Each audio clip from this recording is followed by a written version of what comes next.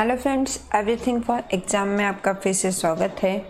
आज हम आपके लिए लेके आए हैं कंप्यूटर अवेयरनेस चैप्टर 3, जिसमें हम बात करेंगे कंप्यूटर के टाइप्स के बारे में और उस रिगार्डिंग आने वाले क्वेश्चंस के बारे में। सो प्लीज़ अंत तक बने रहिए और साथ ही हमारे चैनल को सब्सक्राइब कीजिए, शेयर कीजिए और बेल आइकन प्रेस कीजिए ताकि नेक्स्ट चैप्टर या नेक्स्ट हम कोई भी इन्फॉर्मेशन अपलोड करें तो उसका इंटीमेशन आपको मिल जाए। सबसे पहले हम बात करते हैं कंप्यूटर के टाइप्स की। कंप्यूटर के टाइप्स में आते हैं digital computer, analog computer and hybrid computers. सबसे फर्स्ट हम बात करेंगे डिजिटल कंप्यूटर की। Digital computer in digital technology data which can be into form of the letters, symbols and numbers is represented in binary form. यानी कि कोई भी data यदि हम स्टोर करते हैं जो कि यदि लेटर्स हो या सिंबल्स हो या नंबर्स हो, वो किस फॉर्म में सेव होता है डिजिटल कंप्यूटर में? बाइनरी फॉर्म में, जो कि zeros and one. Binary digital easily expressed in digital computer by the presence 1 or absence 0 of current और voltage। यानी कि करंट और वोल्टेज की एब्सेंस को 0 से शो करता है और प्रेजेंस को 1 से शो करता है। The digital computer used in industries, business and scientific application, they are quite suitable for large volume of data processing. हम देखते हैं कि आजकल बिजनेसेस वगैरह सब में कंप्यूटर्स यूज आ रहे हैं और ये कंप्यूटर कौन से हैं? Digital computer. अब हम नेक्स्ट कंप्यूटर के टाइप की बात करते हैं, वो है analog computers. An analog computer works on continuously changeable except of physical phenomenons such as fluid pressure, mechanical motion and electrical quantities. यानी मैकेनिकल मोशन, फ्लूइड प्रेशर को मेजर करने के लिए जो कंप्यूटर काम आते हैं वो होते हैं analog computers. A thermometer is an example of an analog computer. It is used to process data generated by changing physical quantities, especially when the responses to change is fast. यानी कि किसी भी डेटा का change होना वो fast होता है, तो वो किसके थ्रू होता है? एनालॉग कंप्यूटर के थ्रू हम उसको चेक कर सकते हैं या उसको प्रोसेस कर सकते हैं। Some of the common example are simultaneous in aircraft, nuclear power plant, hydraulic and electronic network. Next हम बात करते हैं हाइब्रिड कंप्यूटर की। हाइब्रिड जैसे नाम से पता चला है कि दो चीज़ों का कॉम्बिनेशन, जैसे हाइब्रिड नेटवर्क्स होते हैं वैसे हाइब्रिड कंप्यूटर होते हैं। ये है कंप्यूटर एनालॉग और डिजिटल टेक्नोलॉजी दोनों के कॉम्बिनेशन से बनते हैं।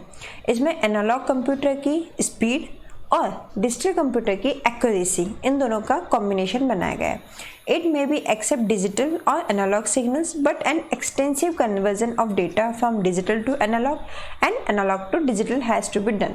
यानी कि यदि एनालॉग सिग्नल लेगा तो उसको डिजिटल में कन्वर्ट करेगा, डिजिटल लेगा तो एनालॉग में कन्वर्ट करेगा। Hybrid computer used as a cost effective means for complex simulations. Complex simulations के लिए कोस्ट इफेक्टिव कंप्यूटर माने जाते हैं हाइब्रिड कंप्यूटर्स। अब हमने डिजिटल कंप्यूटर पढ़ा, अब हम डिजिटल कंप्यूटर का क्लासिफिकेशन देखेंगे। डिजिटल कंप्यूटर में फर्स्ट आता है micro computer. They are also known as personal computer. जो हम पीसी बोलते हैं, जो हम रेगुलर में जो कंप्यूटर काम में लेते हैं, वो होता है personal computer. These type of digital computer uses a microprocessor, a CPU on a single chip and include both desktop and laptops। desktop और laptop दोनों को हम माइक्रो कंप्यूटर बोल सकते हैं। These computer can work on small volume of data and are very versatile and can handle variety of application। ये बहुत सारे applications को एक साथ हैंडल कर सकते हैं। नेक्स्ट अपन बात करते हैं मिनी कंप्यूटर।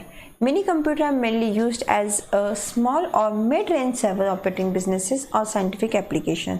मिनी कंप्यूटर क्या होते हैं? स्मॉल बिजनेसेस के अंदर काम में आते हैं। वहाँ जहाँ ऑर्गेनाइजेशन में कुछ कंप्यूटर आपस में इंटरकनेक्टेड है, इंस्टॉल है और आपस में डिपार्टमेंट इंटरकनेक्टेड है, वहाँ पे मिनी कंप्यूटर्स काम आते हैं। Work station, it is also single user computer system similar to the personal computer. ये एक तरह का पर्सनल कंप्यूटर है लेकिन ये पावरफुल माइक्रोप्रोसेसर के साथ होता है, उसको हम वर्क स्टेशन बोलते हैं। यानी लार्ज अमाउंट ऑफ डेटा को प्रोसेस करने के लिए वर्क स्टेशन काम में आते हैं। थर्ड है क्लासिफिकेशन डिजिटल कंप्यूटर का, main frame computers.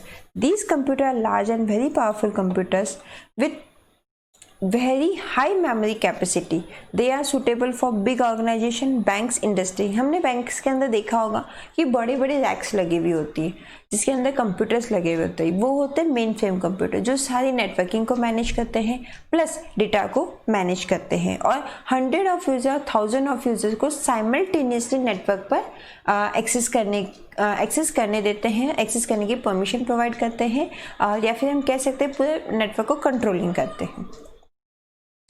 Last one है super computers. These are fastest and very expensive computers. The main difference between a super computer and main frame computer is that super computer execute fewer program as fast as possible, whereas a mainframe execute many programs concurrently. Super computer और main frame computer में यही difference है कि super computer किसी process को जल्द से जल्द करता है, यानी वेरी फास्ट करता है, लेकिन मेन फ्रेम कंप्यूटर क्या करते हैं, बहुत सारे प्रोग्राम को एक साथ एग्जीक्यूट करता है।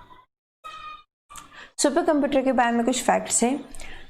द परम 8000 1991 में बना था और उसके बाद में परम 10,000 1919 में बना। ये इंडिया का फर्स्ट सुपर कंप्यूटर था जो कि सीडैक पुणे के द्वारा बनाया गया। CDC 6600 ये फर्स्ट सक्सेसफुल सुपर कंप्यूटर था। सहस्त्र सुपर कंप्यूटर है जो कि super computer education and research centre SCRC facility at Indian institute of science in Bangalore. Sunway Taihulight of China is the fastest super computer in the world. सबसे fastest super computer कौन सा है, Sunview Taihulight. Japan का Fugaku भी एक fastest super computer है world का। अब हम बात करते हैं मल्टीपल चॉइसेस क्वेश्चन की जो कि हमारे इस टॉपिक से रिगार्डिंग आ सकते हैं। How many types can be divided into digital computer. Digital computer के कितने टाइप्स हो सकते हैं, जैसा कि अभी हमने डिस्कस किया 4 टाइप्स होते हैं।